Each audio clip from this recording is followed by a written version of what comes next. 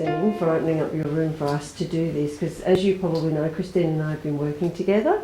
We've created our business, Afterlife Communication, because we believe that mainstream everybody should have the opportunity to understand that we can connect with our life. Today, I really have been very drawn to past life and being able to establish links with our past lives as such. The question has always been, how does that interact with our life today? Because that's really why we would look at finding out about what's going on in our past life. And I've just drawn the village because I saw the village, yeah, he was a leader. He was like one of the elders, or he wasn't an elder. He was in his 40s, but he was considered one of the village leaders, and he defended the village when intruders came in. And he was someone that people would come to for advice or for understanding. He held all the village knowledge as well, so he's one of the ones that would pass on the stories and the culture of the village. And I saw him dying as well. So he was a very, very old, frail man, long beard, in a white gown,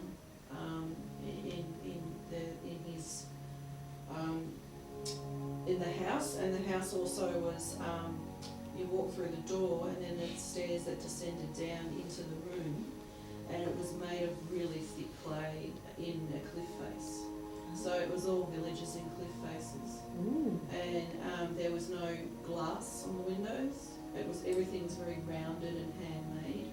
And I felt I didn't have children. I belonged to a family, but I didn't have children. I just didn't have time for them because I was fishing and helping the villagers were my family. Is what it came across in. So when you're working with this kind of level, you want to be able to remove yourself from being in present moment here, step back and allow yourself to really move into what I would call the astral realms.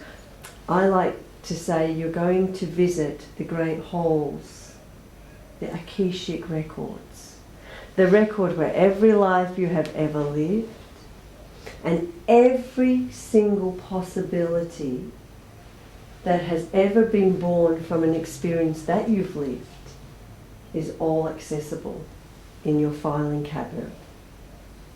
Okay? So not only can you visit past, you can also very easily slip into the future possibilities. Mediumship quite often does that when we're doing readings. This is the mechanism behind it. So I break it down into different ways we can go about this. We use breath energy. It's always the first place to start. If I'm ever going to do any kind of spiritual work, I will start with the breath energy. And I will do repetitions of breathing in and breathing out, and I will do it and I will slow my breathing down. And what I visualize as I'm breathing in, I have a count. And as I breathe out, I have a count. And as I go through these repetitions and these patterns, what I'm doing is I'm slowing my body down, and I'm slowing the breath down. When I do that, I slow my heartbeat down. My blood pressure drops. Everything starts to just hit a very, very easy kind of flowing movement. My mind will start to slow down too. So I'll entrain and bring together my breath with my mind. We will then go into what has been called the mystic marriage, and this is about the chakra system, and we will open up the top deck. We're not so much opening up the bottom deck. Okay, so this is your physical body, your chakras here. This is your emotional body, and this is your spiritual body, your mind and your spirit connection.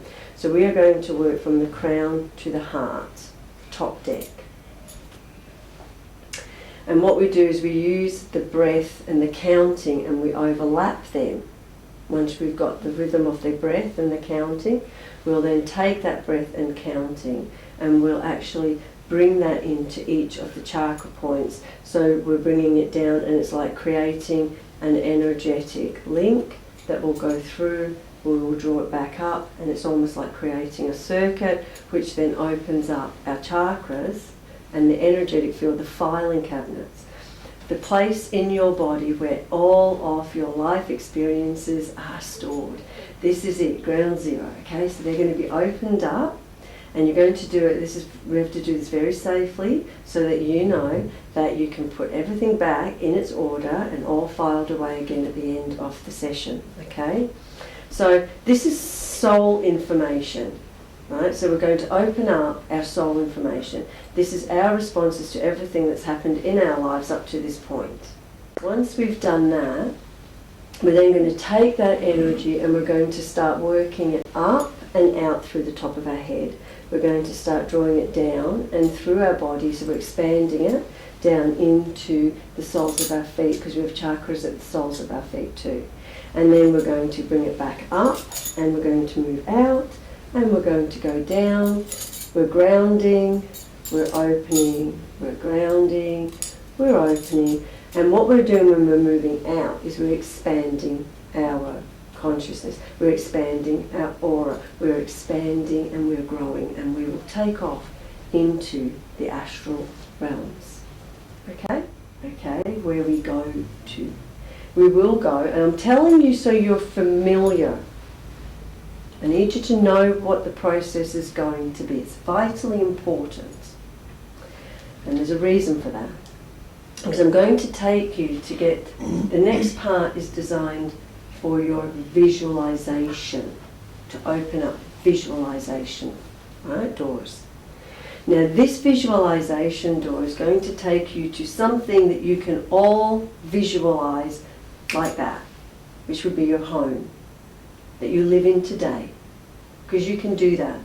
You can say, I can see my front door, I can see, you know exactly where you're going. So you're actually opening up those visual doorways and allowing your visualization and creation process to really open up. Once you've done that, we will then again, now we will land, and we will go from our home, which is our representation of ourselves, into the life that we need to be in. A sensation of being male but young, I felt like I was a herd boy, that I was out herding the, I don't know, sheep, goats, whatever they were, fluffy things with horns. And when I went home, it was a really small stone building, but then I recognised that wasn't my home all the time, because sometimes I was living under a canvas type structure made from skin, so obviously following the cattle or sheep or whatever up and down hills, and having to stay out with them. It was aware that the cooking was done on fires in clay pots, and that I was eating flatbreads, and that in the home there was a mother but no father, but there were older brothers, and that I was sort of bottom of the pecking order. And my question was about being able to keep hold of money. That I'm one of these people who, although I get money, I spend it and I have things to show for it, and then I look at it and I think, where did all that go? What am there? So my question was about that, and it said that the answers were, it's not important, it's not your lesson to keep it. Extra money isn't always useful. In a simple life, having extra money won't necessarily do anything for you, because there might be nothing to spend money on. But having an extra goat or an extra sheep might make the difference. So money doesn't equal wealth.